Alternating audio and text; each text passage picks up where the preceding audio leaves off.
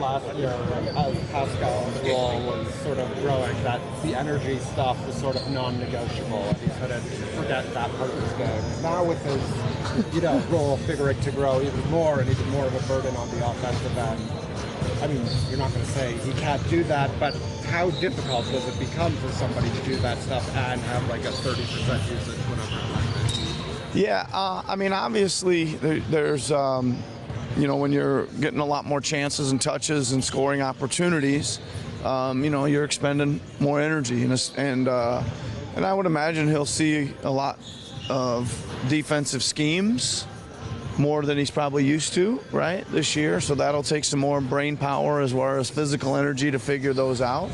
But in saying that, he's still an elite defender, and he's got to be an elite defender for us at the majority of the times. How do you help prepare him for the extra attention that he's going to get? Well, this is how I see it, Jonesy. I see it as still part of a long process, right? I think in my mind right now, I got him playing 4, I got him playing 3, and I got him playing some point guard coming up, right?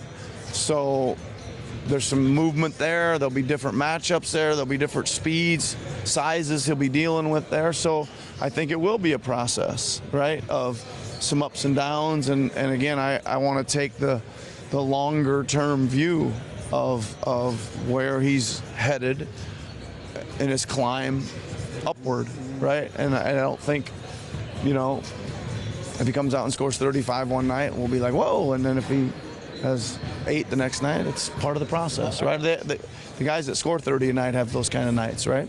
Have you guys talked to him about that? I mean, I'm sure there's been discussions about how much more attention he's going to get, and it could be not really yet, Jonesy. I mean, I haven't anyway. We're just again, continuing to expand his game, right? We're just continuing to work on new things, different areas on the floor, to expand his game and keep heading him in the new and positive direction. Nick, going back even to last year, you've talked a lot about the fluid nature of the rotation. Yesterday, you mentioned a lot of guys that could potentially start games this season. Is that a tough sell for players going into a season, going into last season, this season, in terms of expecting fluctuating roles, knowing how much guys sort of like to, or at least prefer to know what their role is going to be? Well, I haven't felt it tough yet, right? I think those days are ahead of me yet, right? I think nobody's really thinking about. I mean, they're thinking about a little bit, but the games are a bit off, a ways off yet, and we'll certainly mix things up in the preseason, probably way more drastically than we do in the regular season, just for the heck of it, and just to give some guys some chances to see what things look like. I know it's a sometimes sensitive topic.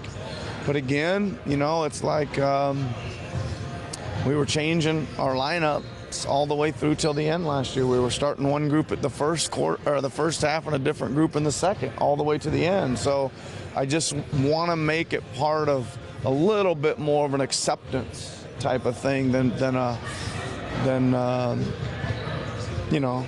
I just don't think it's as big a deal as it's been made. We're trying to change the thought process a little bit. So I guess another way to put it would be, is it easier maybe this year than it was last year because you can point to those results and say, we did this last year, it worked, it led to a championship? I mean, maybe, but I don't really think, again, everything's fresh. It's a different guys we're talking about now, right? So it concerns different people, so it's fresh, and you might be able to get away with some of that stuff, but I'd rather it be like a blank slate and look at it as it is and talk to the new individuals who it concerns and work through it from there. Tell me, Nick, about the championship belts built by Triple H that the guys are throwing around. Yeah. What's the story behind that, and who gets to wear it? Yeah, well, the story is we just we actually like to have a little fun once in a while, believe it or not. And it's just, I don't know, it's just a way to recognize guys for things. Most of the time it's given out for defensive things, and we do it during the regular season off of game performances. We got 2 really nice ones now. The WWE sent us one after we won it with the championship thing on us that adds to the collection. Today, who got them today? Freddie got them for defensive deflections, and Serge set a new world record in playoff shooting. It's this contest we have where guys are flying out, contesting 3-point shots, and Serge on 8 attempts made all 8. That's never been done before. So, in the world, yeah. Without Kawhi in the lineup, do you expect to have a little bit more of the burden of end of game plays? Last year, mostly it was like give the ball to Kawhi and let him do his magic. But this year, it's more like, I think, fluid offense. And are you excited by drawing those set plays at the end of the game? Yeah, I mean, yes to both parts of your question. I think that our offense is going to need to do more of the scoring rather than individual play. I think that's pretty obvious, right, with what we have and the way we've played. And then the end of game stuff, I think I don't know, they'll probably roll moves to Pascal right now, but I would also say that it may be several guys, and that's kind of more the way, again, I kind of like it, because, and that's kind of how it ended up shaking out several times last year, and maybe not the last shot, but if Fred's got a decent matchup, we're letting him run the screen and roll. If Kyle does, we let him do it. Norman Powell's a guy that can vault up and get his own basket at any time. And even Gasol, we could dump it into the post and let him do his thing. So I kind of like it better that way, because that way we can attack what we think might be a weaker defensive matchup. But we'll see how that all plays out. Turn the lights on, man. Let's go. Hi, Pascal. Nick, do you feel that you have the respect that the team deserves around the league after the championship? I don't know. I don't really care. I really don't care how they feel. I don't think people felt we were going to win it. I think they always have doubted, and that's okay.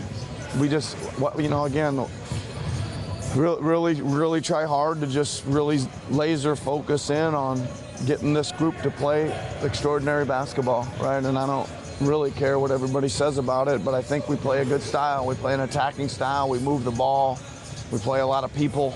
We develop young players. There's a lot that we do well, and it showed up last year, and we got big payoff for it, right? Nick, how does thing work out for you here in Quebec City so far? It's been awesome. It's been awesome. Really happy with the facility. That's always our first and foremost concern. Obviously, the scenery is beautiful around here. I'm looking forward to getting out and taking a little walk here. I finally have a little free time here after the first 3 days here, so I'm going to go out and explore a little bit today. Maybe a better question to ask me tomorrow.